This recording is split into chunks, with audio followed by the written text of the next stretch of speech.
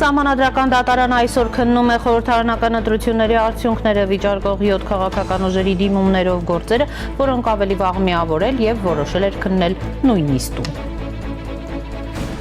Ազգային ժողովի նախագահի թեկնածու է ընտրվել Ռուբեն Ռուբինյանը, քաղաքացիական պայմանագրի վարչության նիստից հետո հայտարարել է Նիկոլ Փաշինյանը։ Արդյունքից շոյված Ռուբեն Ռուբինյանին շնորհավորել է Թուրքիայի հատուկ բանագնաց Սերդար Քլիչը։ Նրա հետ 4 տարվա ընթացքում մենք ձևավորել ենք արդյունավետ աշխատանքի մշակույթ ու անկեղծ երկխոսություն, մաղթում եմ նրա հետագա հաջողություններ իր նոր դերում գրել է Քլիչը։ Ընտրություններից առաջ ձևավորված բոլորին դեմ եմ կուսակցությունը ինքնալուծարվում է։ Գլխավոր դատախազությունը դիմել է կենտրոնական ընտրական հանձնաժողով, Բարգավաճ Հայաստան կուսակցության ղեկավար Գագիկ Ծառուկյանի նկատմամբ մեղադրանք առաջադրելու թույլտվություն ստանալու միջնորդությամբ։ Ռուսաստանի Դաշնությունից ճնշումները շարունակվում են, Մոսկվան ամբողջությամբ արգելում է Հայաստանից ձկնամթերքի ներկրումը։ Միաժամանակ հավաքական անվտանգության պայմանագրի կազմակերպությունում Ռուսաստանի մշտական ներկայացուցիչ Վասիլևը հայտարարել է, թե Հայաստանը պետք է հապկին վճարի կազմակերպության ընդհանուր բյուջեի 10%-ը։ Բարև ձեզ, դուք դիտում եք առաջին լրատվականը, ես Սիրանույշ Պապյանն եմ, այսօր հունիսի 26-ն է, ուրբաթ։ Ուղիղ եթերում քննարկում ենք անցնող ժամերի կարևորագույն իրադարձությունները։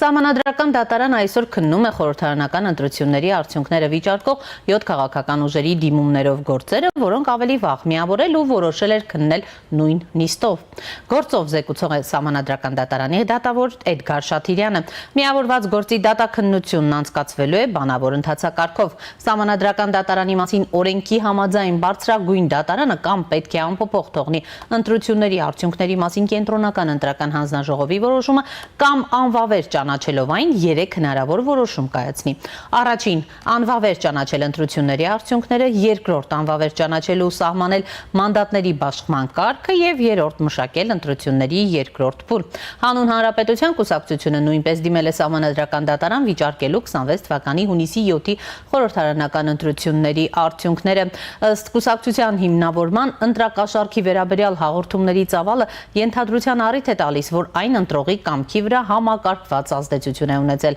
Հանուն Հանրապետության կուսակցության դիմումը Սահմանադրական դատարան նույն բովանդակությունը չունի մյուս քաղաքական ուժերի դիմումների հետ, թեև մի շարք ուժեր վիճարկում են 26 թվականի հունիսի 7-ի ազգային ժողովի ընտրությունների արդյունքները, ապա հանուն Հանրապետության դիմումն ունի այլ իրավական ու սահմանադրական հիմք, նշել է կուսակցության առաջնորդ Արման Բաբաջանյանը։ Մեր դիմումի առանցքային հարցն է. կարող է ընտրությունների արդյունքում ձևավորված ազգային ժողովը համարվել ժողովրդի ազատ ու իրական կամ արտահայտության արդյունք, եթե իրավապահ մարմինների պաշտոնական հաղորդագրություններով արձանագրվել են ընտրակաշառքի, ընտրողների նյութական շահագրգռման, կազմակերպված ցանցերի ու ընտրողի կամքի վրա ապօրինի ազդեցության բազմաթիվ դեպքեր։ Մեր հայցը միայն ընտրական թվերի կամ մանդատների մասին չէ, այն վերաբերում է ժողովրդի իշխանության աղբյուրի պաշտպանությանը, նշել է Բաբաջանյանը։ Սահմանադրության երկրորդ հոդվածը սահմանում է, որ իշխանությունը պատկանում է ժողովրդին եւ իրականացվում է ազատ ընտրությունների միջոցով։ Եթե ազատ ընտրությունը խաթարվում է փողով, սոցիալական խոցելիության շահագործմամբ ու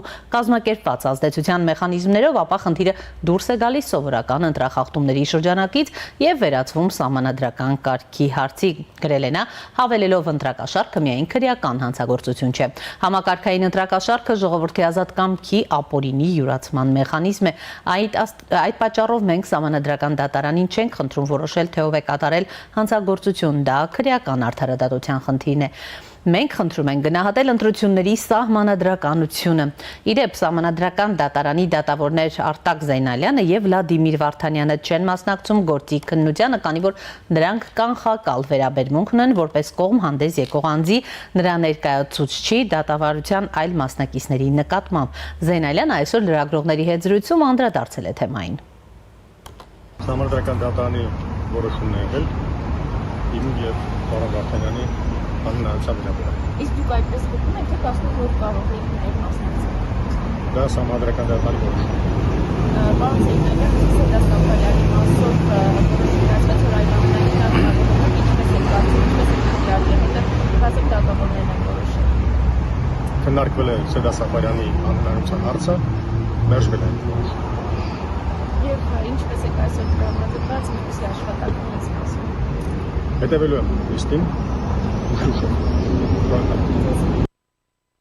Սեդա Սաֆարյանի մասով նման որոշում չի ընդունվել, քանի որ այն չի ստացել օրենքով նախատեսված թվով դատավորների կողմ ձայները։ Սեդա Սաֆարյանը այսօր կոչ է արել չքննարկել հարցեր, որոնք կվտանգեն իր անաչառությունը։ Ուրեմն այնուամենայնիվ խնդրում եմ գոնե նիստից առաջ չքննարկենք այնպիսի հարցեր, որոնք կարան իսկապես վտանգեն, ինչպես են ասում, իմ անաչառությունը։ Այսօր կրկին դիմել եմ, որպեսզի դուք չմասնակցեք։ Դա համանդրական դատանի դատավորի մենաշնորհն է, այդ հարցը դնել քննարկման։ Կողմը կարող է ներկայացնել դեպքեր եւ դատավորներից որևէ մեկը կորոշի։ Առաջադրի թե չառաջադրի։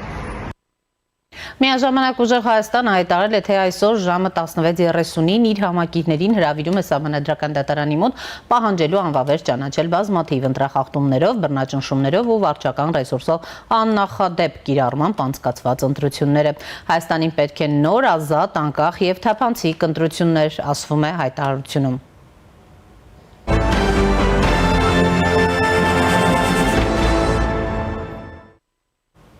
Գլխավոր դատախազությունը դիմել է կենտրոնական ընտրական հանձնաժողով Բարգավաճ Հայաստան կուսակցության ղեկավար Գագիկ Ծառուկյանի նկատմամբ մեղադրանք առաջադրելու թույլտվություն ստանալու միջնորդությամբ։ Այն կքննարկեն Սահմանադրական դատարանում ընտրական վեճի քննությունից հետո պայմանավորված աշխատանքային ծանրաբեռնվածությամբ։ Ավելի վաղ հանրային քրեական հետապնդում էր հարուցվել ու մեղադրանք առաջադրվել Ծառուկյանի նկատմամբ առանձնապես խոշոր չափերով հարկերից խուսափելու համար։ Արդյոք միջնորդությունը վերաբերում է այս գործին, թե նոր գործ է հարուցվել, գլխավոր դատախազությունը դեռ չի շտապում պարզաբանել։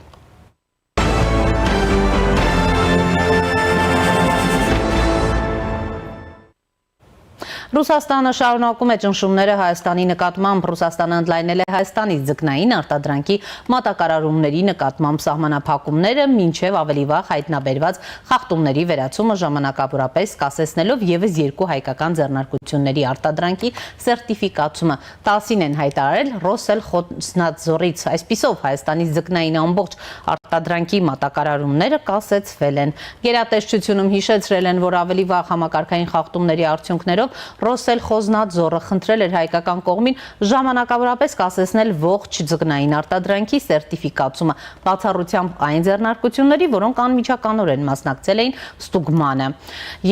Նշված ձեռնարկությունների նկատմամբ սահմանվել են ուժեղացված լաբորատոր հսկողություններ։ Հետագայում նյութերի վերլուծության ընթացքում պատրաստվել են նախնական հաշվետվություն եւ մինչև հայտնաբերված խախտումների վերացումը եւ անհրաժեշտ հաստատող նյութերի ներկայացումը որոշում է կայացվել ժամանակավորապես կասեցնել նշված ձեռնարկությունների արտադրանքի սերտիֆիկացումը, հայտնել են Ռոսելխոզնադզորից։ Այստեղ ընդգծել են, որ գերատեսչությունն աշխատում է հայկական կողմի հետ ռուսական շուկա մատակարարման համար նախատեսված ձկան ու ձկնային արտադրանքի անվտանգության ապահովման ուղղությամբ։ Երեկ կառավարության նիստին վարչապետը անդրադառնալով ԵԱՏՄ-ում առաջացած խնդիրներին հարցեր բարձրացրել։ Գոյություն ունի Եվրասիական տնտեսական միություն, թե ոչ, խնդիրները, որ ստեղծվել են հայաստանյան ապրանքների համար, ասում է մտահոգիչ են, եթե պարզվի, որ տնտեսական միությունում ապրանքների, աշխատուժի ու ֆինանսների ազատ տեղաշարժի չլուծվող խնդիրներ կան, ուրեմն միությունը գոյություն չունի։ Վարչապետը հիշեցրել է, որ ԵԱՏՄ-ն հիմնված է հայեցակարգային մի քանի դրույթների՝ աշխատուժի, ապրանքների, ծառայությունների եւ ֆինանսների ազատ տեղաշարժի վրա, եւ որ այս հարցերը առաջիկայում ինքը կբարձրացնի ԵԱՏՄ գործընկերների առաջ։ ԵԱՏՄ-ն պետք է հստակ պատասխանի ինքը կա թե չկա, ասել է Փաշինյանը։ Մեր ամբողջ փիլիսոփայությունը, ինչպես այ պայմանավորվել ենք, մեր հայեցակարգը հետևյալն է, մենք այդ տնտեսվարողների թիկունքը պահում ենք այնպես այն չափով, որ իրենց մղում են գործողության, որ իրենք աշխատեն, որովհետև այսինքն տրանսֆորմացիոն մի շրջան ենք ապահովում, որպեսզի իրանք հանգիստ կարողանան նայել աշխարհին, տեսնել են հնարավորությունները, գնալ, բանակցել եւ ասենք լրացուցիչ լարվածության մեջ չլինեն, որ վարկի մարման ժամկետն եկավ, ինչ ենք անելու, տոկոսի մարման ժամկետն եկավ, ինչ ենք անելու, եւ սա նորմալ process է եւ պետքա շարունակենք աշխատել։ Այո, ես ուզում եմ նաև արձանագրել, որ ելի նախորդող շրջանի մեր փորձերը, մասնավորապես COVID-ի համավարակի ընթացքում մեր ձեռք բերած փորձը, այն ժամանակ ստեղծած մեխանիզմները այսօր մենք նորից վերագործարկում ենք, որովհետև շատ լավ է, որ մենք տարբեր իրավիճակներում իմիջիայլոց նաև պատերազմի շրջանում, նաև այլ իրավիճակներում մենք պատրաստի բանաձևեր որդեգրած ունենք եւ այդ բանաձևերը ըստ իրավիճակի հանում ենք եւ որոշում ենք։ Այսինքն մենք այսօր երկար այս որոշումները հիմա ես ինչքան հետևում են, մենք քննարկում ենք գաղափարը առաջանում կամ խնդիրը առաջանում, մենք 2-3 արդեն հաջորդ կառավարության նիստում մենք արդեն ունենք որոշում եւ դրանից մի քանի օր հետո արդեն այդ որոշումը սկսում է իրական կյանքում աշխատել եւ ես ուզում եմ գոհունակությամբ նշել, որ կառավարությունը շատ արագ է արձագանքում, շատ արագ է աշխատում, այսինքն մենք ամեն մի ազդակին միանգամից այդ ամեն ազդակը շենքում եւ մյուս շենքերում process-ները հարուցում եւ դա շատ լավ է։ Այս տեմպը պետք է պահել, իհարկե միևնույն ժամանակ չենք մոռանում, որ Եվրասիական տնտեսական միության հետ մենք շատ սերտ եւ ակտիվ աշխատում ենք եւ այդ աշխատանքը կշարունակենք, որովհետեւ մենք այն կանխավարկածով չենք, որ այնտեղ ինչ որ մի անշրջելի բան է տեղի ունեցել եւ մենք հիմա պետք է այսպես ասած այն ուղղությամբ չնայենք, ոչ շատ ակտիվ աշխատելու ենք եւ համոզված եմ, որ լուծումներ կլինեն, որովհետեւ եթե լուծումներ չլինեն, դա լրիվ ուրիշ բան է նշանակում առաջին հերթին Եվրասիական տնտեսական միության համար, որովհետեւ ուզում եմ հիշեցնել, որ Եվրասիական տնտեսական միությունը հայեցակարգային մի քանի դրույթների վրա է հիմնված՝ աշխատուժի, ապրանքների, ծառայությունների եւ ֆինանսների ազատ տեղաշարժ։ Եթե դա չկա, նշանակում է Եվրասիական տնտեսական միություն չկա եւ Եվրասիական տնտեսական միությունը հարցին պետք է հստակ պատասխան ինքը կա թե չկա։ Մենք ասում ենք, որ ինքը կա եւ մենք այդ թվում որպես մասնակից պետություն հարում ենք, որ ինչ որ մի թյուրիմացություն է տեղի ունեցել եւ տպավորություն է ստեղծվել, որ չկա Եվրասիական, բայց եթե Եվրասիական տնտեսական միությունը կասի, գիտեք ինչ, ես չկամ այլևս, դե որ իրանք չկան, մենք ինչ կարանք անենք։ Մենք կանք եւ մենք Եվրասիական տնտեսական միության մեջ ենք եւ աշխատում ենք մենք Եվրասիական տնտեսական միությունում։ Հիմա Եվրասիական տնտեսական միությունը պետք է ասի ինքը կա թե չկա։ Եթե հանկարծ կասի չկա, այսինքն դե յուրե ուղիղ կամ բանով նամյոկով կասի, որ չկա, դե մենք ինչ անենք։ Չկա։ Եթե կա, եթե չկա։ Միաժամանակ Հավաքական անվտանգության պայմանագրի կազմակերպությունում են աղմուկ բարձրացրել Հայաստանի հետ կապված Հայաստանի ներդրումը Հավաքական անվտանգության պայմանագրի կազմակերպության ընդհանուր բյուջեում կազմում է 10%, հայտնել են կազմակերպությունում Ռուսաստանի մշտական ներկայացուցիչ Վիկտոր Վասիլևը, հավելելով, որ երկիրը արդեն 2 տարի չի վճարում սահմանված գումարը։ Այդ 10%-ը, որը պետք է վճարեր հայկական կողմը, այն արդեն 2 տարի չի վճարում, հայտարարել է նա։ Եվ այսպես զրուցելու եմ հայկական խորհրդի փորձագետ Սամվել Մելիքսեթյանի հետ։ Պարոն Մելիքսեթյան, բարև ձեզ, շնորհակալ եմ միանալու համար։ Բարև ձեզ, շնորհակալ եմ հրավերի համար։ Եվ այսպես, պարոն Մելիքսեթյան, գանք ուրեմն հայ-ռուսական հարաբերություններին եւ վերջին օրերին արված հայտարարություններին, մասնավորապես ուզում եմ անդրադառնանք ԵԱՏՄ-ի վերաբերյալ 3 վարչապետի կարևոր հայտարարություններին, ի վերջո ԵԱՏՄ ձեր գնահատմամբ կա թե ոչ, եւ այս ուրեմն ճնշումները, որ շարունակվում են ավելի մեծ թափով, մինչեւ ուր կարող են հասնել։ Ես ներկայացրի Ռոսել Խոզնաձորի հայտարարությունը արդեն ձկնամթերքների ուրեմն ամբողջական արգելքի մասով, համեցեք։ Այս արգելքները ԵԱՏՄ-ի մասին չեն, այս արգելքները ավելի շատ Ռուսաստանի մասին են, որովհետեւ Ռոսել Խոզնաձորը այնուամենայնիվ ռուսական պետական վարչություն է, ոչ թե ԵԱՏՄ-ի պետական ինչ-որ օրգանիզացիոն վարչություն, ու նաև նույն ԵԱՏՄ-ն առանց Ռուսաստանի նաև այդ բովանդակությունը չունի։ Պարզ է, որ այստեղ խոսքը հենց հայ-ռուսական քաղաքական հարաբերությունների մասին է, որը ունի այս տնտեսական հարթակը եւ որը կապ չունի ընդհանուր Հայաստանի հարաբերությունների հետ, ասենք Ղազախստանի, որոնք լավն են, Qırğızstani, որոնք չեզոք են Տաջիկստանի, Բելարուսի, որոնք նույնպես վատ են եւ կախված են Ռուսաստանից, այսինքն այստեղ ես այդ հստակ պետք է բաժանել, պարզ է, որ ԵԱՏՄ-ն դա նույնպես Ռուսաստանի կողմից ստեղծած կազմակերպություն է, որի նպատակը եղել է նույնպես աշխարհաքաղաքական մրցակցությունը նմանատիպ այլ կազմակերպությունների հետ, այսինքն դա հետխորհրդային տարածաշրջանում ազդեցության գոտի ստեղծելու նույն միտումներ, որը ստեղծվում էր տնտեսական միջոցներով եւ դա նույնպես Ռուսաստանի պայքարի մաս էր, ինչպես իրենք են ասում, կոլեկտիվ արևմուտքի հետ։ Եվ այս փուլում նույնպես Ռուսաստանը օգտագործելով իր ոչ ֆորմալ, այսինքն ֆորմալ առումով բոլորը հավասար են բարձ այդ դաշտում, բայց ոչ ֆորմալ առումով բարձ է, որ հավասար չեն, եւ օգտագործելով այդ ռեսուրսները Ռուսաստանը փորձում է նաեւ օգտագործել այդ հարթակը Հայաստանի դեմ ինչ-որ ճնշումներ գործադրելու համար ու նաեւ հայկական կողմի արձագանքից ելնելով իհարկե դրանք բավականին առայժմ հենց այդ հարթակում ես կասեի ոչ էֆեկտիվ են եւ կարող են նույնպես ճգնաժամային ինչ-որ երևույթներ ստեղծել։ Հայկական կողմի համար ավելի ճգնաժամային, պարոն Մելիքսեթյան նկատի։ Կառույցի համար նաեւ, որովհետեւ այնուամենայնիվ ես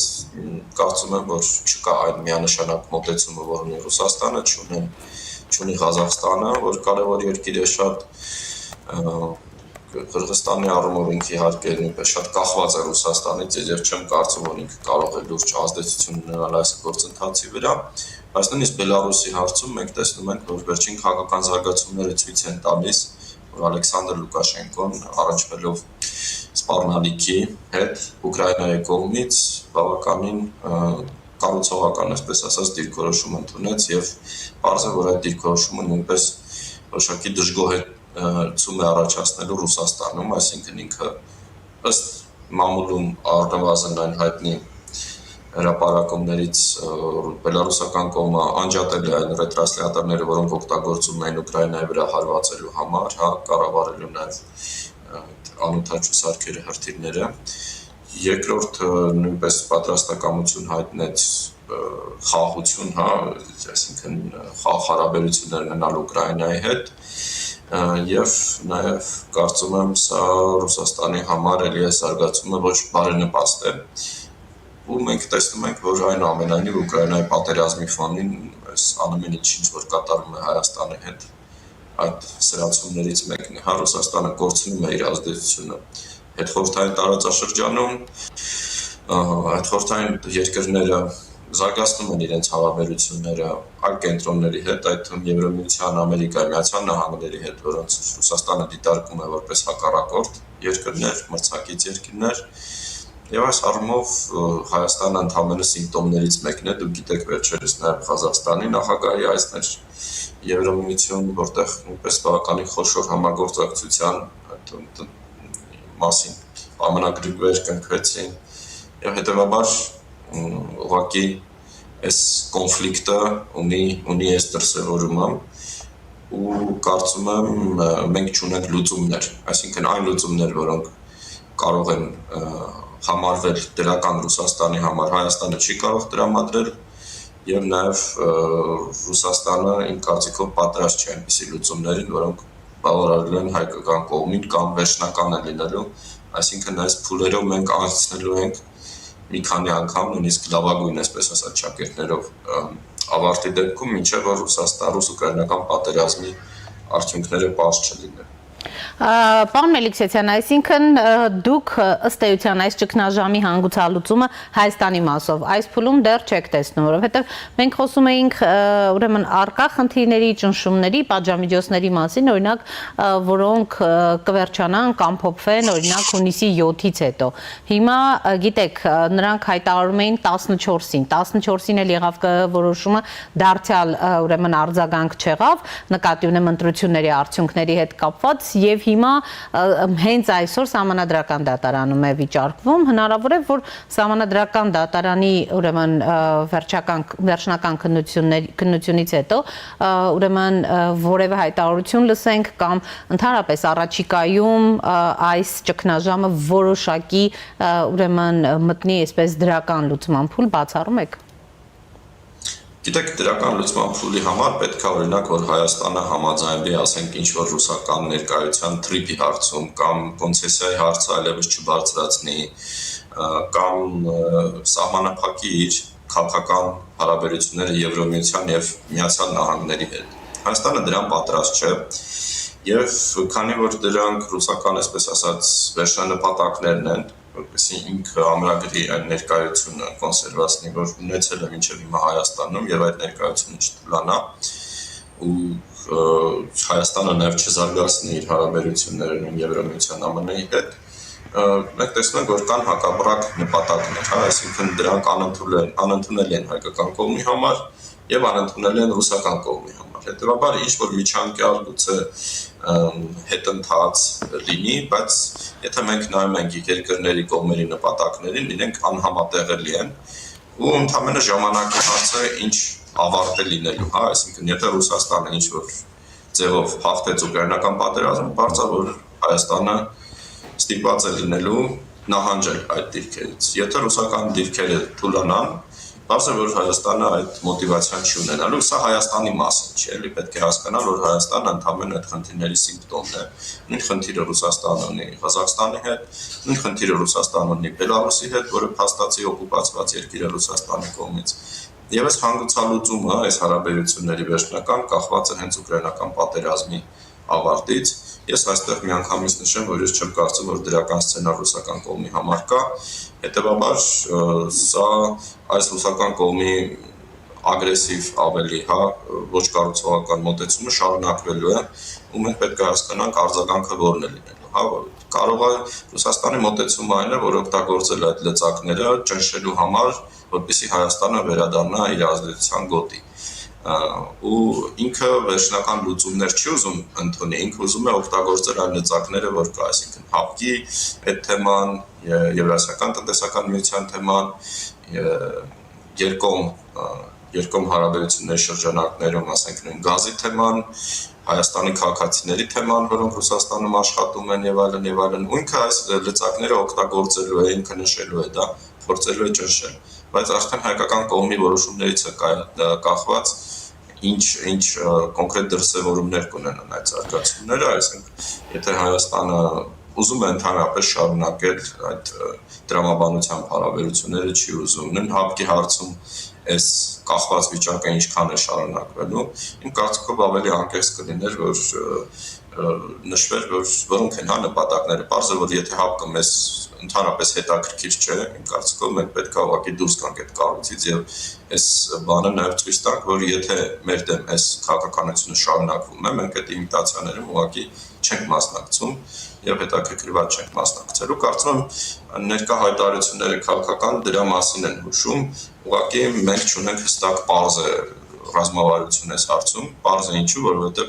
միջավայրը շատ փոփոխական է եւ Ռուսաստանի այնուամենայնիվ ես կարծում եմ, որ Հայաստանի իշխանությունները փորձում են իսկապես լուծում գտնել, իսկապես ինչ-որ միջանկյալ sense ընդհանուր հայտարարի գալ Ռուսաստանի հետ, բայց ես վստահ եմ, որ Ռուսաստանը դրան պատրաստ չէ եւ շարունակելու է նույն քաղաքականությունը, որովհետեւ այ վերջնական նպատակները, այդ իմ նշած ստրատեգիական ռազմավարական, իրենք երկու կողմերի անհամատեղելի են եւ մենք չենք կարող վերադառնալ նույն դառնալ Բելարուս կոպիտ ասած, այսինքն Ռուսաստանի վերջնական նպատակը մեզ հետ կապված դա, որ Հայաստանը դառնա Բելարուսանման ինչ-որ մի կառույց, իսկ դա մենք չենք կարող անել, իսկ հայ-թուրքական հայ-ադրբեջանական հարաբերությունների կարգավորումը ենթադրում է, որ մենք ունենալու ենք նոր հնարավորություններ, որոնցից չենք կարող չօգտվել նաև։ Այսինքն սա բնական է եւ նաեւ ռուսական ազդեցությունը Հայաստանում պայմանավորված է հենց այդ գործոնով, ռուսական ռազմաբազան, ռուս սահմանապահները, երկաթուղիների կոնցեսիան, ինչ Եվրասիական միության անդամակցությունը, այս բոլոր հարցերը իրանք կախված են եւ կապված են հայ-թուրքական եւ հայ-ադրբեջանական հարաբերությունների այն մոդելից, որ եղել է մինչև 2023-24 թվականներ։ Եվ իրավիճակը փոխվում է Հայաստանի դիրքորոշումը, սա բնական փոփոխություն է։ Ռուսաստանը պարզ է, որ սա չեն ընդունում նաև այն փաստը, որ խորհրդային միությունը փլուզվել է եւ նաև այն հարաբերությունները, որ իրենք ցանկանում են հետ խորհրդային տարածաշրջանում, այն մոդելը հարաբերությունների, որ իրենք ուզում են, ինքը անկիրառելի է, այսինքն դու պետք է ընտրություն չունեցող կամ իշխանություն լինես, ոնց որ Լուկաշենկոն էր, որ իր իշխանության վերարտադրության համար դիմեց ռուսական օգնության, ճնշեց այդ հեղափոխական իրավիճակը, որ կար Բելարուսում, եւ որ ինքը փաստացի պարտվել էր ընտրությունները, եւ ռուսական միջոցով պահպանեց իր իշխանությունը, բայց բոլոր այլ պետությունների դեպքում, հա, արդեն այս գործոնը շատ թույլ է եւ մենք տեսնում ենք, ինչպես նշեցին, Ղազախստանի գործոնը, որ նույնպես վերջին տասնամյակներին մանր քայլերով հետևողական նույնպես հեռանում է դիվերսիֆիկացնում իր հարաբերությունները։ Հիմա օրինակ Ղազախստանի թիվ 1 առևտրատնտեսական հարաբերությունները եւ գործընկերը Չինաստանն է, ոչ թե Ռուսաստանն է, հա, ինչի պատմականորեն միշտ եղել է։ Մի խոսքով իրավիճակը փոխվում է եւ այստեղ իհարկե պետք է հասկանալ ինչպես քիչ կորուստներով դուրս գալ այս իրավիճակից, բայց ես միանշանակ վստահ եմ, որ ռուսական կողմի մոտեցումները եւ Հայաստանի ռազմավարական շահերը այս հարցերում ունեն անընդունելի տարբերություններ եւ երկարաժամկետ առումով մենք չենք կարող դա համատեղել, այսինքն Պարոն Մելիքսեթյան, տեսեք, եթե ուրեմն Ռուսաստանը միջանկյալ լուծման պատրաստ չէ, ինչպես դուք եք նշում, բայց հայկական կողմն էլ այսպես փորձում է այդ միջանկյալ լուծումը գտնել, ինչ է մնում հայկական կողմին ու առաջիկայում էլ այդպիսի հնարավորություն չեք տեսնում։ Շատ ավելի վճռական լինել այլ հապկի մասով էլ ասացիք, հապկից դուրս գալ ԵԱՏՄ-ից, դուրս գալի վերջը խոսում ենք դիվերսիֆիկացիայի մասին, ի վերջո խոսում ենք առաջին ուրեմն խմբականակը Ծիրանի Եվրամիություն հասնելու մասին, ավելի ուրեմն ինչ է պահանջվում, որ պիտի անի Հայաստանի իշխանությունը, ընդհանրապես գուցե շատ ավելի վճռական քայլեր պիտի իրականացնի։ Դուրս գալով այս կառույցներից։ Հայաստանի վճռական քաղաքականությունը կախված չէ Հայաստանից, այսինքն կախված այլ ընտրանքներից, որը Հայաստանը կարող է ստանալ նույն Եվրոմիությունից, տարածաշրջանային երկրներից, եթե մենք խոսում ենք էներգակիրների մասին, այսինքն հնարավոր է արդյոք նույն Իրանից հավելյալ գազ ստանալ, ինչու ոչ Թուրքմենստանից կամ նույնիսկ Ադրբեջանից, ինչ մատակարարումներ են լինելու Ցորենի եւ այլն, եթե մենք չունենանք Ռուսաստանից այդ ամենը, այսինքն այստեղ ռազմավարական հաշվարկ է պետք եւ պարզ է, որ ուղղակի միայն Հայաստանը իր որոշումները, եթե հիմա այս փուլում ընդունի, ինքը շատ ծանր վիճակում է հայտնվելու եւ սա պատճառն է, ինչու է Հայաստանի մարտավարությունը ընդհանուր այսպեսին, Ռուսաստանին այսպեսին, հա, երկու կողմերն էլ հասկանում են իրենց ռեսուրսները, բայց նաեւ այս խաղի տրամաբանությունը, եթե մենք այսպես ասենք, այնպեսին է, որ եթե Ռուսաստանը շարունակի ավելի կոշտ քաղաքականությունը, ինքը ստեղծում է մի իրավիճակ, երբ որ այդ հարաբերությունների խզումը դառնում է անխուսափելի, հա, եւ անշրջադարձելի։ Եվ ես կարծում եմ, իրենք էլ են դա հասկանում եւ դա է պատճառը, որ իրենք էլ են դանդաղում ու պարզ է, որ հայկական կողմն էլ չի ուզում վերջնական որոշումներ կայացնի։ Իմ կարծիքով շատ կարեւոր է այդ այլ ընտրանքների վրա աշխատելը, նշել նաև հասկանալ իսկ որոնք են մեր կարմիր գծերը, հա, Ռուսաստանի հետ, իսկապես ինչ հարաբերությունների մոդել ենք ուզում, գուցե ավելի անկեղծ իրենց դա ասել, ինչ հարցերում մենք իրենց, այսպես ասած, շահերին չենք կպնելու, իսկ ինչ հարցերում արդեն իրենց այդ միջամտությունները անիմաստ են եւ այս քաղաքականությունը անարդյունավետ է, ասենք նույն սանկցիաները, որ կիրառում են, եթե ուզում են, որ պահպանվի նույն երկաթուղիների հարցում այն լուծումը, հա, ասենք կոնցեսիան կամ այս կառուցվող հատվածները, որ հիմա Հայաստանը վերականգնելու է, դառնան կոնցեսիայի մաս կամ թրիպին ինչ-որ մասնակցություն ունենան եւ այլն եւ այլն։ Այսինքն գծել հարցերի, խնդիրների շրջանակ, որտեղ մենք պատրաստ ենք անկեղծ Ռուսաստանին ասել, որ այս հարցերում մենք ձեզ չենք կպնում, կոպիտ ասած, բայց այս հարցերում արդեն անիմաստ է կիրառել այս գործիքակազմը եւ ինք ունենալու է հակառակ էֆեկտ։ Ես կարծում եմ, սա ամենաճիշտ մոտեցումն է, որովհետև հակառակ դեպքում մենք ունենալու ենք նույն հետևանքը, եթե ինչ-որ էսկալացիոն զարգացումներ են առումով, որ ավելի լայն սանկցիաներ եւ այլն, տալու ենք Ռուսաստանին էլ այդ որոշումների կայացման լծակը, գուցե ժամանակի առումով, եթե մենք իմանանք, որ ունենք ժամանակ եւ ասենք կես տարի հետո Ռուսաստանը այլևս անկարող է լինելու կիրառել նույն պատժամիջոցները կամ իր դիրքերը ավելի թույլ են լինելու եւ այլն, գուցե իմաստ ունի ժամանակ ցկել, հա, տենց անորոշ ինչ-որ հայտարարություններով, բայց ես ավելի անկեղծ եւ ուղիղ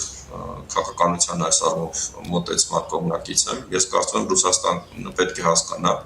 որ այս մարտավարությունը ունենալու է շատ վատ հետևանքներ հենց իր համար։ Իհարկե դա Հայաստանի համար եւս հեշտ չի լինելու, բայց որ այդ գործիքակազմը ուղղակի չի աշխատելու, որ ինքը ունենալու է հակառակ էֆեկտ եւ ունենալու է նաեւ հասարակական տրամադրությունների վրա Հայաստանում, հա, հակառուսական, որոնք վերջին մի քանի տարվա մեջ նույնպես ակնհայտ են եւ պատմական ռեկորդներ են խփում երբեք Հայաստանում, հավանաբար երևի գուցե 91 թվականի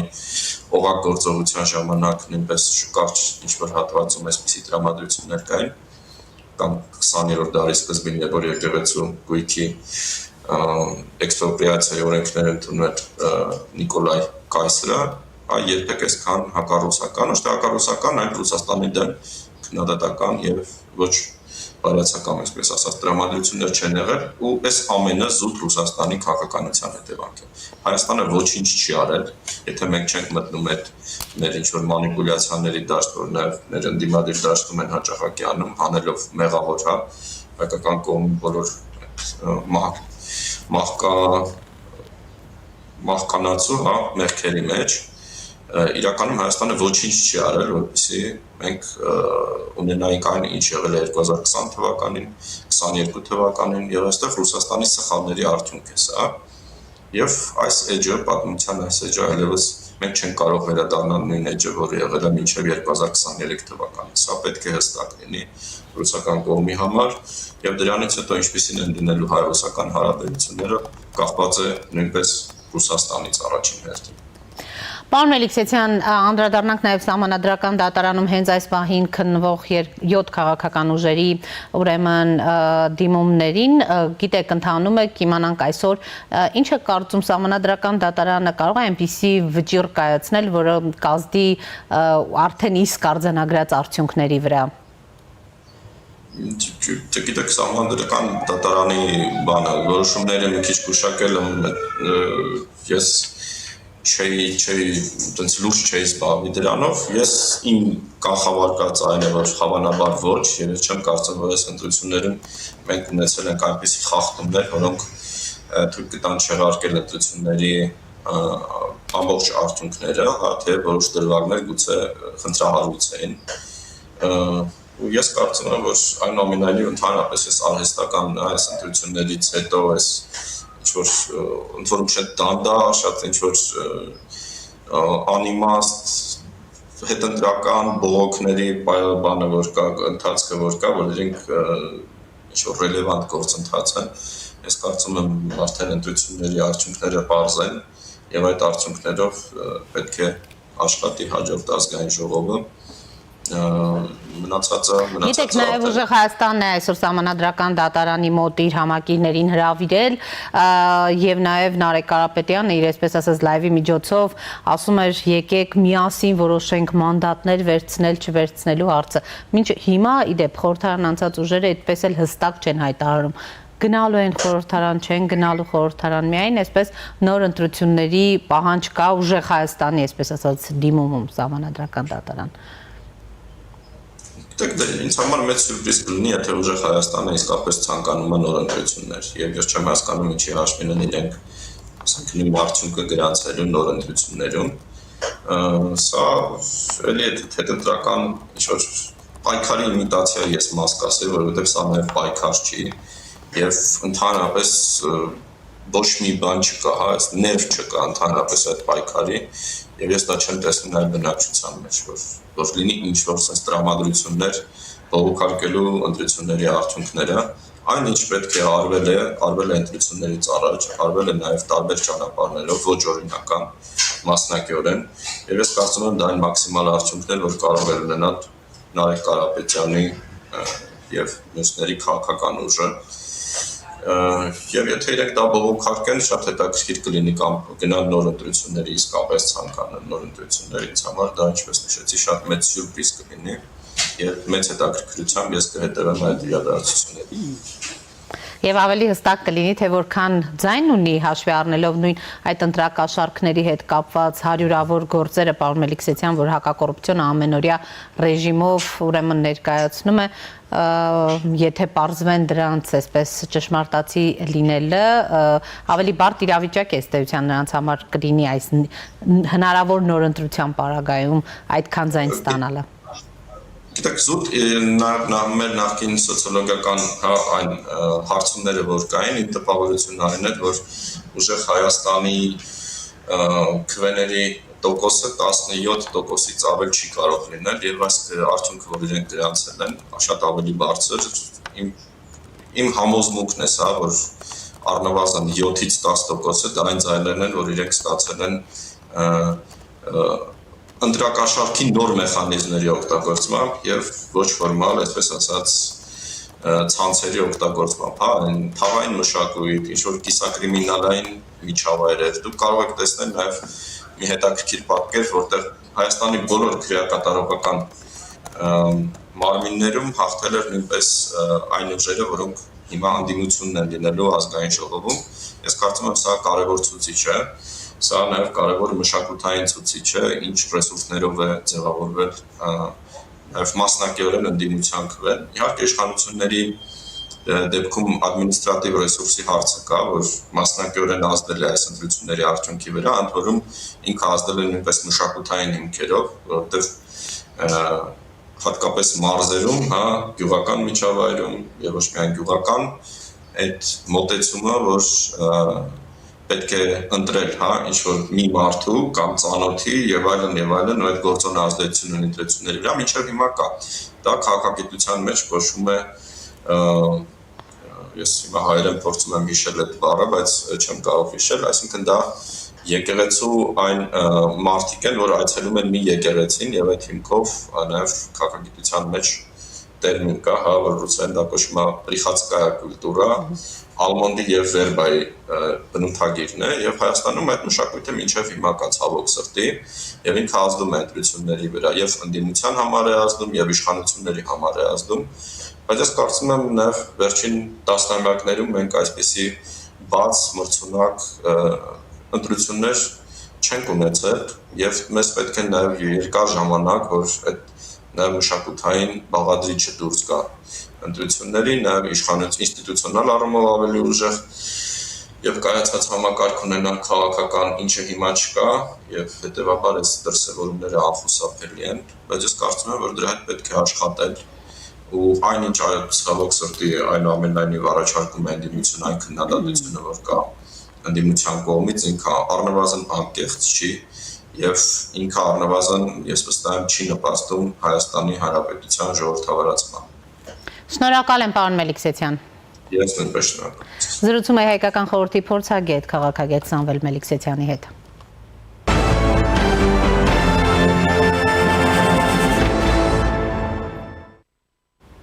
Երեկ երեկոյան հանգուցալուծվեց ազգային ժողովի նախագահի ընտրության գլխավոր ինտրիգը։ Քաղաքացիական պայմանագրի 3 տեխնացու էր առաջադրվել ազգային ժողովի նախագահի պաշտոնում Ալեն Սիմոնյանը, Ռուբեն Ռուբինյանը եւ Հայկ Կոնջորյանը։ Ազգային ժողովի նախագահի տեխնացու ընտրվեց Ռուբեն Ռուբինյանը։ Քաղաքացիական պայմանագրի վարչության նիստից հետո լրագրողներին այդ մասին հայտնեց ինքը վարչապետ Նիկոլ Փաշինյանը։ Քննարկման եւ փակ գաղտնի քվեարկության արդյունքում ազգային ժողովի նախագահի տեխնացու է ընտրվել Ռուբեն Ռուբինյանը, հայտարարեց Փաշինյանը։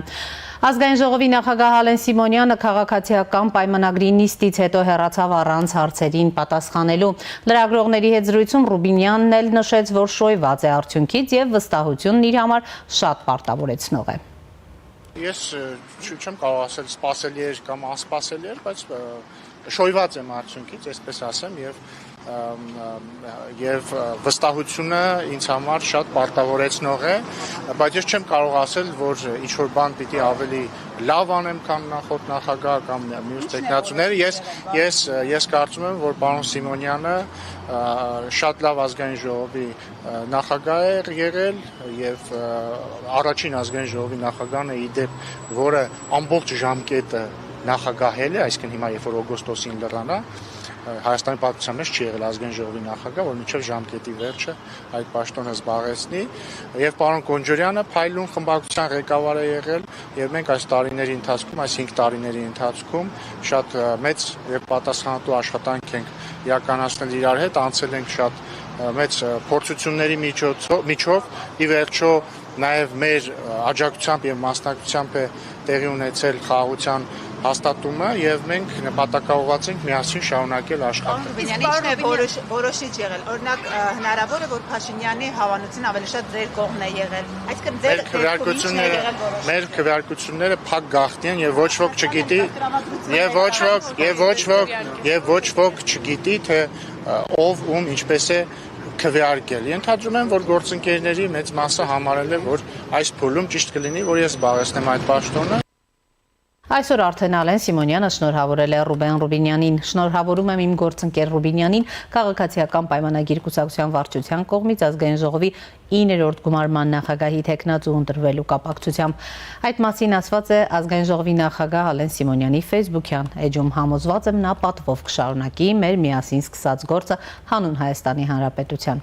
Նշված է Սիմոնյանի գրառման մեջ։ Միաժամանակ Վահագն Ալեքսանյանն առաջադրվել է ազգային ժողովի փոխխոսնակի պաշտոնում։ Այս մասին Ալեքսանյանը քաղաքացիական պայմանագրի նիստից հետո հայտնել է լրագրողներին. Ես հավակնում եմ լինել ազգային ժողովի փոխնախագահ, տեղեկացնեմ, որ արդեն առաջադրվել եմ, ասել է նա։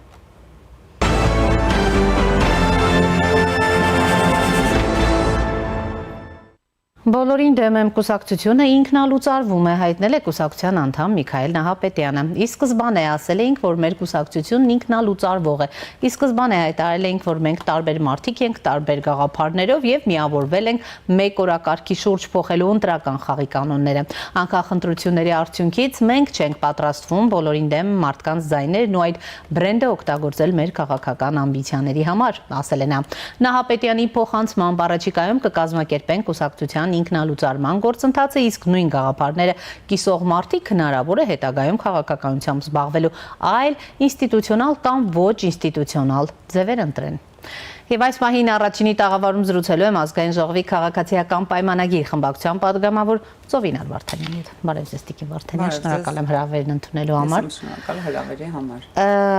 Արշալույսները խաղաղ են քաղաքացիական պայմանագրում, Տիկին Վարդանյան, թե ոչ, մենք տեսնում ենք, որ երեք բավականին այսպես ինտրիգային էր, շատերը շունչները պահած սպասում էին, թե ի վերջո երեք թեկնածուներից ով կընտրվի ազգային ժողովի նախագահի, այսպես ասած, թեկնածու։ Մենք տեսանք այդ պաշտոնում փաստորեն Ռուբեն Ռուբինյանն է, փոփոխություն է տեղի ունենում, անակնկալ էր ձեզ համար։ Ուզում եք կոնկրետ այդ պաշտոնում տեսնել փոփոխություն, թե Ալեն Սիմոնյանը ինքն էլ արդեն ուրեմն բավականին հմտացել էր այդ աշխատանքում։ Շնորհակալ եմ հարցի համար, նախ թույլ տվեք արդից օգտվել եւ շնորհավորել գործընկերոջս Ռուբեն Ռուբինյանին իր ընտրվելու կապակցությամբ եւ դուք ձեր բացման խոսքում եք եւ ձեր հարցի ձևակերպման մեջ էլ ինտրիգ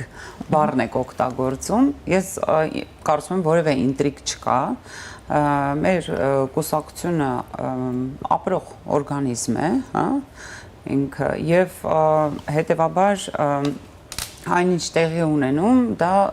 սովորական օրգանիկ դինամիկա է, ուղղակի կուսակցությունը ինքը վարչապետ Նիկոլ Փաշինյանը որոշեց, որ պիտի տեղի ունենա։ Գիտեք, որ շատերը քաղաքական եւ ավելին ասեմ, մեր կուսակցությունը բազմիցս անցել է նման, այսպես ասած, փուլերով եւ գնալով ավելի, այսինքն իր ժողովրդավարության հենքերն է ամրապնդում բնականաբար եւ մենք ուղղակի առաջնորդվում ենք բոլոր այն սկզբունքներով, որոնք մեզ համար հռչակել ենք։ Մեր կուսակցությունում այդ մրցակցային մթնոլորտը կարելի ասել արդեն սովորական բնականon վիճակ է եւ դա չի խանգարում, այսինքն գործընկերային առողջ միջավայրին նաեւ, բայց դա նաեւ մարդկանց համար կարելի ասել մոտիվացիա է, որ մարդն ինքն իր վրա աշխատի, ինչ վերաբերում է Ալեն Սիմոնյանին, բարձր եմ գնահատում Ալեն Սիմոնյանի նախագահության ընթացքում կատարած իր աշխատանքները, ես կարծում եմ նա հավուր պատշաճի այն իրագործեց եւ նաեւ ուզում եմ շնորհակալություն հայտնել Ալեն Սիմոնյանին իր կատարած աշխատանքի համար եւ համատեղ մեր անցած ճանապարհի համար, այսինքն գումարումը, որը հեսա ավարտին է հասնում։ Եթե դուք լինեիք անդամ, ինչպես կքվեարկեիք Տիկին Վարդանյան։ Եթե ես ուզենայի քվեարկել, ես կառաջադրվեի վարչության անդամ Սիրանուշ։ ամեն դեպքում այսպես եւ ասեմ նաեւ որ մեր քվեարկությունը փակ գաղտնի է ընդհանրապես մեզ մոտ անձերի հետ կապված քվեարկությունները սովորաբար փակ են անցկացվում եւ հետեւաբար նման հարցեր որպես այդպեսին չեն քննարկվում։ Մարդիկ հենց ուրեմն անդամներ ընտրել են պաստորեն Ռուբեն Ռուբինյանին, որովհետեւ պարոն Ռուբինյանի խոսքից էլ պարզ դարձավ, որ գոնե ձայների կեսից ավելին պիտի ուրեմն տեխնացում ստանա։ Դա կանոնակարգված է, այսինքն դա ձայների կեսից ավելին այնպես չի որ բանա, այդպես պիտի լինի, որ ընտրվի որևէ տեխնացու Ինչ վերաբերում է մնացածին, ես ասացի, սա շատ բնականon գործընթացա, որ տեղի ունեն մեր կուսակցության ներսում եւ մենք դեռ ականատես ենք լինելու, այսինքն նայեք հիմա արխիվում փոխոսնակի առաջադրումներ են լինելու, դրանից հետո հանձնաժողովների նախագահների առաջադրումներ են լինելու, ուզում եմ ասել սա եւ մենք պետք է արդեն ժողովուրդը սովորած լիներ, էլի այս process-ին։ Նույն հանձնաժողովում էլ ձեզ տեսնում եք աշխատանքը ձեր հետագա շարունակությունը։ Մենակ կառավարության դեպքում վարչապետը երեք շատ հստակ ասաց, որ կազմի առումով ըստ էության դժվար թե փոփոխություն լինի, բայց հետաքրքիր է օրինակ նախագահի հետ կապված արդյոք նախագահի պաշտոնը հենց ազգային ժողովի ուրեմն ներկայիս նախագահին է վերապահված, կան քննարկումներ ներսում, ինչ է ձեզ հայտնի, օրինակ դուք Ալեն Սիմոնյանին տեսնում եք երկրի նախագահ թե դուք նկատի ունեք հանրապետության նախագահի, ճիշտ ասած հանրապետության նախագահը այս պահին գործող նախագահն է եւ ես կոռեկտ չեմ համարում այս հարցին այս պահին անդրադառնալ։ Վստահաբար հետևում եք նաև մամուլի հրապարակումներին Տիկին Վարդանյան։ Հետևում եմ մամուլի հրապարակումներին եւ ես կարծում եմ որ մամուլը բնականաբար ուզում է ինչ-որ վերնագրեր ստանալ, ինտրիգ մտցնել իրավիճակի մեջ, սակայն ասում եմ էլի կրկնեմ որ սա շատ բնականon օրգանիկ դինամիկա է քաղաքացիական պայմանագրի համար։ Հետևաբար որևէ այսպես ոչ ինտրիգ կա այստեղ, ոչ ինչ-որ այդպիսի կարելի ասել դրանից նյութ ստանալ չարժի էլի։ Լավ, Տիկին Վարդանյան հենց այս պահին, որ մենք զրուցում ենք, գիտեք, Սահմանադրական դատարանում ուրեմն տեղի ունենում 7 քաղաքական ուժերի ուրեմն դիմումների հիման վրա ուրեմն քննությունը, գիտեք, ընտրությունների արդյունքներն են վիճարկվում, ուժեղ Հայաստանը նոր ընտրություններ է պահանջում եւ այլն, թե օրինակ մեր նախորդ զրուցակիցը բացառում էր, որ ուժեղ Հայաստանը օրինակ իսկապես անկեղծ է իր այդ հայտարարություններում, որովհետեւ եթե նոր ընտրություններ լինեն, կասկածի տակ էր դնում այսքան ձայն կստանային, թե ոչ նրանք, նախ ինչպես է այս գործընթացը գնահատում, Սահմանադրական ուրեմն դատարանը կարող է այնպիսի սովորաբար ընդունված է Սահմանադրական դատարանը տարիներ շարունակ եղել է այդպես իշխանության ուրեմն կարծիքը տեսակետը դակող մարմին, հիմա օրինակ հնարավոր է այնպիսի որոշում կայացվի, որը կտրուկ էականորեն կփոխի այս ամբողջ ընթացքը ձեր գնահատմամբ։ Չեմ կարող ենթադրություններ անել, բնականաբար եթե մեր իշխանության մասն է խոսքը, մեր գործունեությունը կարող է ապացուցել, որ որպես այդպիսին դակող մարմիններ չունենք, այդ թվում հաճախ ինքներս դատաիրավական բարեփոխումների մասին խոսում ենք, հաշվի առնելով, որ ոչ միայն ոչ միայն դակող մարմին չունենք, այլ նաև ունենք կասկածներ, որ երբեմն դատական իշխանությունը շարունակում է դակել նախկին իշխանության գործերը, այսինքն այս տեսակետն էլ է հնչում, հա, հետևաբար ես ավելի շուտ հակված եմ սպասելու բնականաբար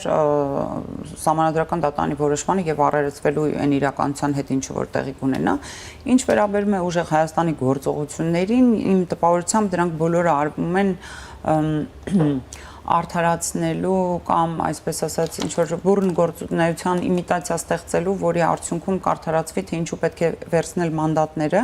ինչու եմ այսպես մտածում, ես գրեթե համոզված եմ, որ վերցնելու են, իհարկե որ վերցնելու են, բայց եթե լսել եք Նարեկ Կարապետյանին, ինքը օրինակ ասում էր, որ միասին իրենց համակիրների հետ պիտի որոշեն մանդատները կրկեսի դահլիճում տաշիրաներ նայում այո այդպես հասկացա իրենց համակիրները փոքրաթիվ են դարձել այդքան որ տեղավորվում են այսինքն կրկեսի դահլիճում տարօրինակ չի եթե այսինքն հանրահավաք ես որպես այդպեսին անում եւ ուզում ես քաղաքացիների հետ քննարկել դա, իսկ կարծեմ իրենց ճիշտ ասած չեմ հիշում քանի ձայն էին հավաքել, բայց վստահ եմ որ կրկեսը բան չի, ռեզինից չի եւ դժվար տեղավորել այդ մարդկանց։ Հետեւաբար սա գալիս է ապացուցելու, որ իրենք այդտեղ են անում, որովհետեւ եթե դա արվեր հանրահավաք արվեր իր կարելի ասել բոլոր դասական կանոններով եւ դա արվեր հրապարակում որտեղ տեղավորվեին իրենց այսպես ասած հուշկու ուժեղ հանրահավաքի մարդիկ բնականաբար այդ ուժեղ հանրահավաքը մենք չենք տեսնելու, ինչպես նաև եթե չեղարկվեին ընտրությունները, չենք տեսնելու այդ արդյունքները, որովհետև մենք գիտենք թե ինչ process-ներ են իրական տեղ ունեցել։ Բայց ես նաև ինչի եմ նաև մտածում, որ հայտարարել է այդ ուժեղ հանրահավաքի մասին, հետընտրական կոալիցիայի դահլիճում կներեք, ես ուզում եմ հասկանալ։ Ես ուզում եմ ուրեմն հակադարձեմ ձեզ, ինչու եք շտապում, գուցե իսկապես այդ քաղաքական ուժերը այսօր Սահմանադրական դատարանի կայացրած որոշումից հետո այնպիսի շռնդալից հանրահավաք են անում, որ դուք օրինակ ափսոսակ ձեր այս տեսակետի համար։ Իհարկե, ես այսպես ասեմ, ես այնպես չի, որ ես կարծում եմ, որ ես աշխարհում ամենաճիշտ բանը ճշմարտություններն ասողն եմ եւ նաեւ վանգան չեմ, զուտ տրամաբանությունը սա ինձ թույլ տալիս նման եզրահանգումներ անելու եւ ավելին ասեմ, երբ հարցում եք ինչու եք վստահ որ մանդատները վերցնել են, որովհետեւ 2 օր առաջ հարցազրույցների ժամանակ գոհարներ սփռող Գոհար Մելոյանը կարծեմ ասաց, որ ամենա հեշտ ճանապարհը դա մանդատը չվերցնելը կլինի, որպեսզի ցույց տա թե իրանք ինչքան բարդ ուղի են ընտրելու արդյունքում եւ վերցնեն այդ մանդատները։ Այս ամենը ուղղակի երեխայություն է կարծում եմ ճիշտ կլինի որպեսզի հանգիստ թողնեն տարբեր ատյաններ վերցնեն իրենց մանդատները ինչը իրենք ուզում են եւ գան ազգային ժողով տեսնենք այնտեղ ինչ քաղաքական խոսք ունի ասելու ուժեղ Հայաստանը։ Միայն ուժեղ Հայաստանը, չէ Հայաստան դաշինքն էլ գիտեք գալու է խորհրդարան երևի ըստ էության, բայց նաև գիտեք, որ այդ դաշինքի ուրեմն առաջնորդը վերջերս ասուլիս տվեց, այսպես հայտարարություններ արեց, ասաց, որ ձեր ձայները ընդամենը 40%-ով են ձեր ձայները, մնացածը ճնշմամբ, նյութական ռեսուրսներ, վարչական ռեսուրսներ, ինչ ասես կիրառել եք, որ կարողանաք այդ ձայները ստանալ եւ հավանական համարեց, ուրեմն նույն հեղափոխության իրականացումը հիշեցրեց 18 թվականը, հիշեցրեց ուրեմն տարբեր երկրների օրինակներ բերեց, վստահ եմ դուք լսել եք եւ ասաց, որ այդ ձայները ձերը չեն այդքան մի ոգևորվեք էլի քաղաքացիական պայմանագրում, դրանք ճնշմամբ եւ նյութական ռեսուրսների, վարչական ռեսուրսների կիրառմամբ եք ընդհանրապես ձեռք բերել։ Հասկացա, լսել եմ երկրորդ նախագահի հարցազրույցը, տեսել եմ ինչպես էր աղերսում կենտրոններին որևէ տրիգեր բանանել որևէ տրիգեր ձևավորել Հայաստանում, որպեսզի դրա արդյունքում կարողանա ինքը հեղափոխություն իրականացնել, նաև կարող եմ ասել, որ ճիշտ կլինի, որպեսզի իրենց հռչակած, այսպես ասած, օրակարգերը, որոնցով իրենք նախորդ անգամ եկան մտան ազգային ժողով, այն է իշխանությանը հեռացնել, այն է, չգիտեմ, ինչ դա իրանց հիմնական օրակարգներ, թե ինչպես տապալեցին իրենց օրակարգը, ավելին ասեմ, կիսով չափ փոքրացավ իրենց ներկայությունը ազգային ժողովում, նույն ճակատագիրը սպասվում է դինամիկայի առումով սպասվում է ուժեղ Հայաստանին ըստ իս, բայց իմ նպատակը կարելի ասել որպես քաղաքացիական պայմանագիր կուսակցության անդամ ոչ թե կիսով չափ նվազեցնելն է, այլ ուղղակի նման օտար շահեր սպասարկող ուժերի բացակայությունն է ազգային ժողովում։ Լավ, Տիկին Վարդանյան շատ ուղիղ եմ ուզում հարցնել, քանի որ նախընտրական շրջանում էլ բավականին այսպես ռադիկալ հայտարարություններ են եղել, խոստումներ են տրվել, հիմա շատ ուղիղ ուզում եմ հարցնել եւ նաեւ ներկայացրի Ծառուկյանի հետ կապված կենտրոնական ընտրական հանձնաժողովը դատախազությունը դարձյալ ուրեմն դիմել, նախ եւ առաջ ուզում եմ հասկանալ ինչ է կատարվում դրանից առաջ էլ գիտեք Ռոբերտ Քոչարյանի հետ կապված էր այդպիսի միջնորդություն դատախազությունը կենտրոնական ընտրական հանձնաժողով ներկայացրել, թեև սկզբում մեղադրանքն էլ չգիտենք, հետո Քոչարյանը այդ մեղադրանքին անդրադառնալով ասում էր 2004-ից 2009 թվականի գործերին ու միանգամից հիշեցնում էր ձեզ, որ դրանց վաղեմության ժամկետն արդեն անցել է։ Հիմա որքանով, որովհետև եթե հիշում եք վարչապետը ասում էր կալուգացի օլիգարխը Ռոբերտ Քոչարյանը կամ Ռոբերտ կամ չգիտեմ, հա, Գագիկ Ծառուկյան, դուք բոլորդ նստելու եք երագլուխ ուժեր, չգիտեմ, կամ ուժ, չգիտեմ։ Ինչ ասեք, ինչ ձևով ասեք, ձևակերպվում էր։ Հիմա դրանք ուրեմն այսպիսի գործողությունները ցույց են տալիս, որ գնում եք ավելի այսպես կտրուկ քայլերի հասարակության սպասելիքները արդարացնելու եւ որքանով ամուր են այս դեպքում իրավական հիմքերը Տիկին Վարդանյան, որտեղ անցնող տարիներին մենք ունեցել ենք, չէ՞, մարտի 1-ով անցնող Ռոբերտ Քոչարյան, հետո ինքը հայտարարեց, որ ձեր իշխանության օրոք է ինքը արդարացվել։ Հնարավոր է որ նկատի ունեմ շատ կարճ։ Սա երևի ինձ համար այն ամենակարևոր հարցն է, որ այս ընտրություններից հետո, այսինքն ինձ համար օրակարգի երևի թիվ 1 հարցն է, ինքս իրավաբան չեմ, բայց պատրաստվում եմ ուշով հետևել եւ հնարավորինս իմ ներդրումն ունենալ այս իրավական առումով բարեփոխումների վրա, որպեսզի մենք չունենանք այլևս այն իրավիճակը, որը ունեցել ենք առ այսօր, որի արդյունքում բնականաբար մենք չենք կարողացել պարզերս դուրս գալ այդ առումով եւ արդարության զգացումը առնվազն հանրության մոտ չի հաղթանակած եղել այս ընթացքում եւ բնականաբար սա մեր օրակարգի առաջի հարցերից մեկն է եւ մենք դրանով զբաղվելու ենք, որովհետեւ դա մեր բարոյական պատասխանատվությունն է եւ ընտրությունների հաջորդ օրվանից բացվել է մեր պատասխանատվության դաշտը այս խոստումները իրականություն դարձնելու։ Այսինքն ձեր խոսքից շատ հստակ հասկանում ենք, որ այո, նրանք կենթարկվեն պատասխանատվության։ Ես իդեպ հարցազրույցը հիշեցրիք բանի Ռոբերտ Քոչարյանի, որտեղ նա ասում էր, որ ես որևէ կապ չունեմ, ես այնտեղ ընդամենը որպես այսպես ասած դակող մարմին եմ եղել եւ նաեւ օրինակ էր բերում այսօրվա նախագահի, այսինքն գործառույթը, նախագահը կարող է դիմել սահմանադրական դատարան, եթե որևէ օրենքի հետ կապված ինչ է նշանակում, այդ դեպքում ինչու է իր ընդհանրապես ստորագրում եւ հետո հարցին երբ ասում են, գիտեք, հետո ասում են ախր ձեր որդին դրանից հետո մասնաբաժինը ձեռք բերել տվյալ այսքո գործով, ինքը ասում է, գիտեք, ես այդ մանրուքներին, այսպես ասած, չեմ տիրապետում այդքան, այդ մանրուքները հանրային ուրեմն գումարներ են, թող բարի լինի նախ այդ մանրուքները վերադարձնել եւ մի 200 միլիոնի մանրուք էլ այնտեղ, եթե հիշում ա, այդտեղ մի մանրելը տեղ կա էլի։ Ուզում եմ ասել, այս վերաբերմունքը եւ բոլոր են ստերը այս ընթացքում, որոնք գեներացրել նախկին իշխանությունները, նրանց ներկայացուցիչները, այս նոր ի հայտ եկած անհասկանալի այսինքն այդ բանի վրա, այդ արմատների վրա բուսնած ծիլերը, ես կարծում եմ, այս ամեն ինչը պետք է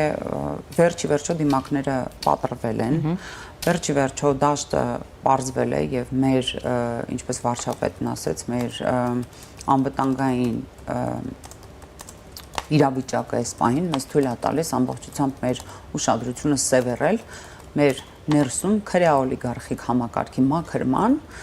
եւ ի վերջո դատաիրավական այսպես ասած բարեփոխումների կարելի ասել դրական արդեն դինամիկա տեսնելու վրա։ Լավ, Տիկին Վարդանյան, ի վերջո մյուս կարևոր հարցը պետությունից գողացածը պետությանը վերադարձնելն է։ Դուք նշում եք, որ ուրեմն այսպես հա ամբիոնից հայտարարություններ եք անում անցնող տարիներին եւ հենց այս տարի էլ հիշեցնում եք Էջարեջ, թե ինչ ունեցվածքի ուրեմն տերը երկրորդ նախագահ Ռոբերտ Քոչարյանը, նրա ընտանիքը եւ այլն։ Բայց հասարակությունը նաև այս մասով խնդիր է տեսնում, որովհետև ասում է, տեսեք, ոչ միայն պատասխանատվության անցյալ տարիներին չի ենթարկվեցին, այլ պետությունից գողացածը ուրիշներից մի փոքր հողատարածք է լինի, հետ եք բերում, մի ուրեմն մեքենաներ էլ հետ հատիկ առ հատիկ հեշտեգով ցույց եք տալիս, բայց մեծերին, այսինքն այն կոնկրետ անձանց, որոնց ուրեմն մեծ ձկներին այդպես էլ չեք մոտենում։ Հիմա հարց է առաջանում, լավ, մի հատ այդ 2004-9 թվականի գործն է, բայց մենք ու հիմա կարող է ասեք, այ այդ գործերը դարակում են, շարունակվում են, դատական գործեր կան, բայց հասարակությունը լավ ուզում է հասկանալ, եթե իսկապես պետությունից գողացված էին այդքան ահռելի գումարներ, իսկ շատերը գիտեք, անգամ կասկած չունեն դրա հետ կապված, ինչու դրանք չեն վերադարձվել։ Գագիկ Ծառուկյանի դեպքում մեկ տան հետ կապված ունենք արդեն եւ գիտենք թե օրինակ նույն նրա Փեսան Կարապետ Գուլոյանը ինչպես է տունը հանձնել, հա, ինչպես են նույնիսկ ուրեմն հատակը քանդել, ինչ հնարավոր է վերցրել են, հա, այո, նոր քրեական գործ կա նաեւ այդ մասով վարչապետն էր ասել, երեք արդեն քննչականներ տարածեց։ Դե ինչ ուզում ասեմ եւ հայտարարվել է նրա Սարի գլխի տունը։ Հիմա Ռոբերտ Քոչարյանի մասով ինչ է սպասվում այս առումով։ Դե սպասվում է, բնականաբար սպասվում է իրավական գործընթացները պետքա գան իրենց տրամաբանական ավարտին հասցվեն եւ կարծում եմ ամեն մեկը դա լինի Ռոբերտ Քոչարյանը, դա լինի Գագիկ Ծառուկյանը, դա ով ուզում է լինի, պետությունից գողացված որևէ դրամ պետք է վերադարձվի պետությանը։ Այո, դրա համար անհրաժեշտ են ուժեղ եւ գործիքակազմ եւ իրավական հիմքեր եւ այո դուք զարմանում եք թե ինչու օրինակ փոքրերի պարագայում ավելի հեշտ է լինում վերադարձնել, այդքան էլ հեշտ չի լինում, նախ պետք է նշեմ, բայց բնականաբար մեծերը իրենց փորձել են պաշտպանել բոլոր իրավական, այսպես ասած, բաներով, հնարավոր ճանապարհներով դեպի փակուղիներ տանել, հա, իրենց հետևից հետքերը մաքրել, ինչը էլի բնական է, այդ նման օրինակ կարող եմ ասել նաև վերջերս Սամվել Կարապետյանի մասով կարծեմ քննչականներ նորից այդ գործի առումով թե ինչպես են գեներատորները տարել, հետ բերել, ծախել սրան, հետո վաճառել, տարել Վրաստան, փոխանցել Ռուսաստանի Դաշնության քաղաքացիներին այստեղ տուն առել, այսինքն դուք պատկերացնում եք այդ ինչ շղթա են կազմում, որպեսզի այդ գողությունը կազմակերպեն այ հետևաբար այո մեր իրավապահ համակարգը եւ քննչականը եւ դատախազությունը պետք է օր առաջ մտածեն թե ինչպես պետք է այս իրավական հարցերը դրվեն ամուր հիմքերի վրա։ Տիկին Վարդանյան, ինչ է սպասվում հայ-ռուսական հարաբերություններին, այս հարցը շատ ենք քննարկել, բայց գիտեք այսօրվանից Մոսկվան ամբողջությամբ արգելեց Հայաստանից ձկնամթերքի ներկրումը, եթե նախինում է երկու ընկերության հանդեպ, հիմա ամբողջությամբ ունենք խնդիր։ Միաժամանակ գիտեք, երեք էլ վարչապետը նույն կառավարության նիստին, հետո էլ լրագրողների հետ ճեպազրույցում շատ հստակ ասում էր ԵԱՏՄ կա թե չկա, պիտի պատասխանեն այդ կառույց առհասարակ կա թե ոչ, եւ գիտեք նաեւ ՀԱՊԿ-ն է հայտարարություն վերջին օրերին դարձյալ այնքան շատ են այս հայտարարությունները, որ թե ինչպես Հայաստանը իր անդամավճարը չի վճարել, բայց պարտավոր է վճարել եւ ըստ էության Հայաստանին էլ այս մասով շատ հստակ ուրեմն առաջադրանք է տրված։ Ի վերջո հնարավոր է պիտի շատ արագ օրինակ արդեն նույնիսկ շատ ուշացած, բայց այդ քայլը ՀԱՊԿ-ից դուրս գալու արվի, ԵԱՏՄ-ից դուրս գալու, այսինքն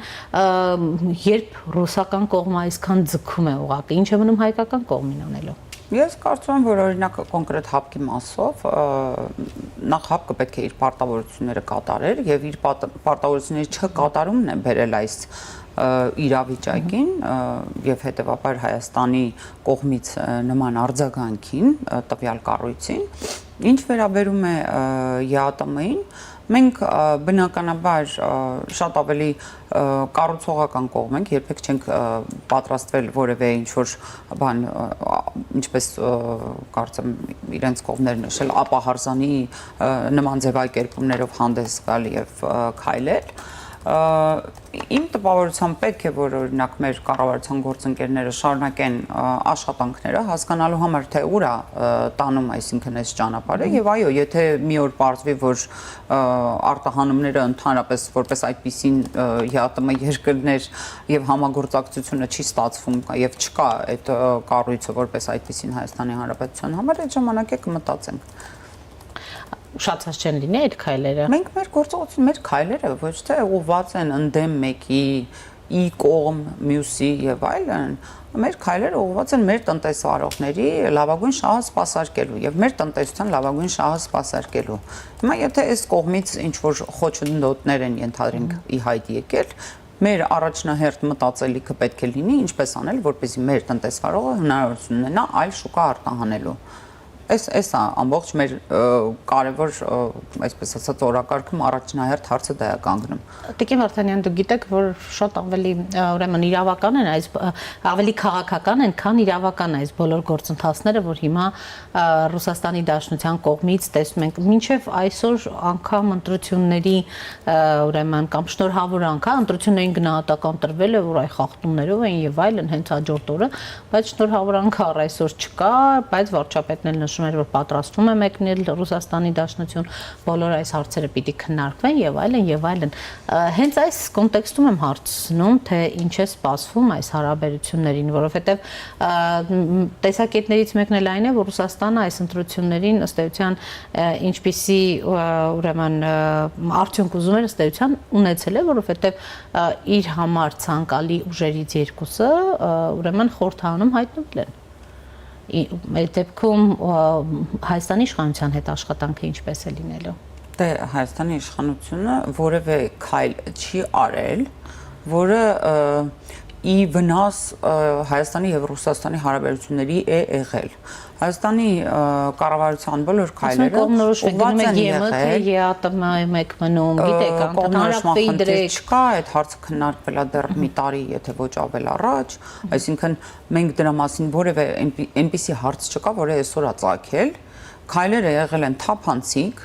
գործընկերների հետ ամեն ինչ քննարկվել է բաց եւ թափանցիկ, հետեւաբար որևէ քայլ չի արվել այս վերջին 2 ամսում, որը չէր արվել նախորդիվ կամ ինչ որ նոր բան չի հայտ եկել, որի արդյունքում պետք է ակնկալել ինչ որ հարաբերությունների վատ թարացում։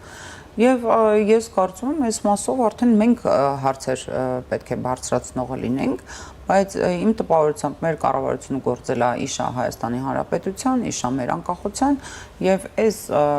իրավիճակը կարծում եմ մեր հարաբերությունների տրանսֆորմացիոն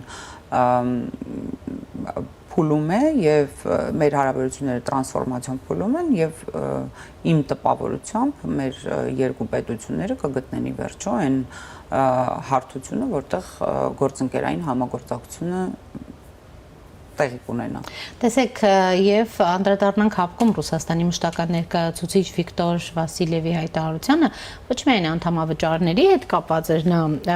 այն 10%-ը, որ կազմում է, հապկի բյուջե, որ չի վճարել Հայաստանը, ոչ միայն դա, այլ նաեւ ասում էր Հայաստանի հապկին անդամակցության կասեցման կամ կառույցից հեռացման հարցը կորոշեն նախագահները։ Օրինակ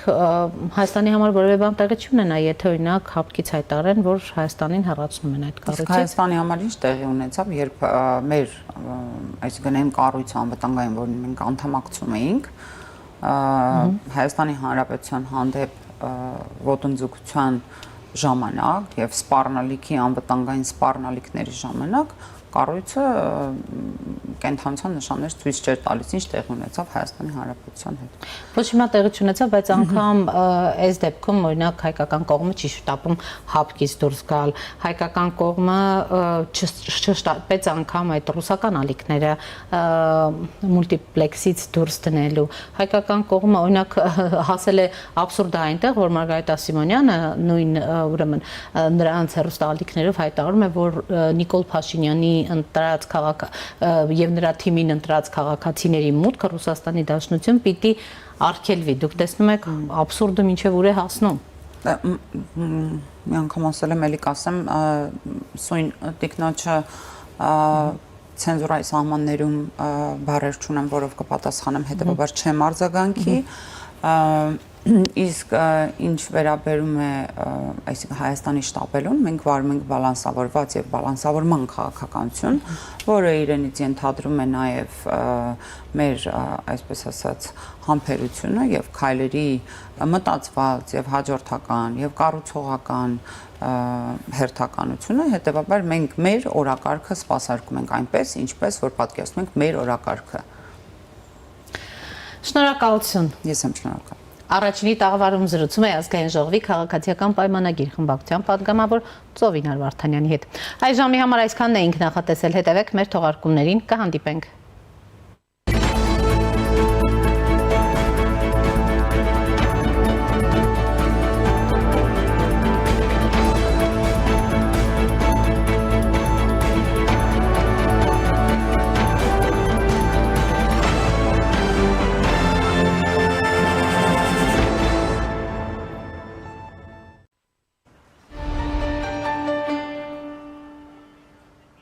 Տանը քո հեռուստացույցը դարձրու ամենանոր սերիալները HD որակով դիտելու լավագույն միջոցը։ Դրա համար պարտադիր չէ ոչ հեռախոս, ոչ պլանշետ կամ այլ սարք։ Պարզապես վերցրու հեռուստացույցի վահանակը, սեղմի հավելվածներ կամ ռուսերեն պրիլաժենիա կամ անգլերեն applications եւ այնտեղ գրեք Armflix։ Եվ ինչպես հեռախոսով, այնպես էլ հեռուստացույցի վրա սեղմելով ներբեռնել կամ download, հեռուստացույցիդ հավելվածներ բաժնում կհայտնվի հենց Armflix-ի կոճակը, որն էլ սեղմելով հեռուստացույցի վրա կբացվի Armflix-ի հավելվածը եւ վերջ։ Քեզ եւ տան բոլոր անդամներին հասանելի կլինեն վերջին սերիալները առաջինը եւ առանց գովազդի ու այն էլ HD որակի դիտելու հնարավորությունը։ Armflix եւ քո հեռուստացույցը լավագույն ժամանցի միջոցներից է։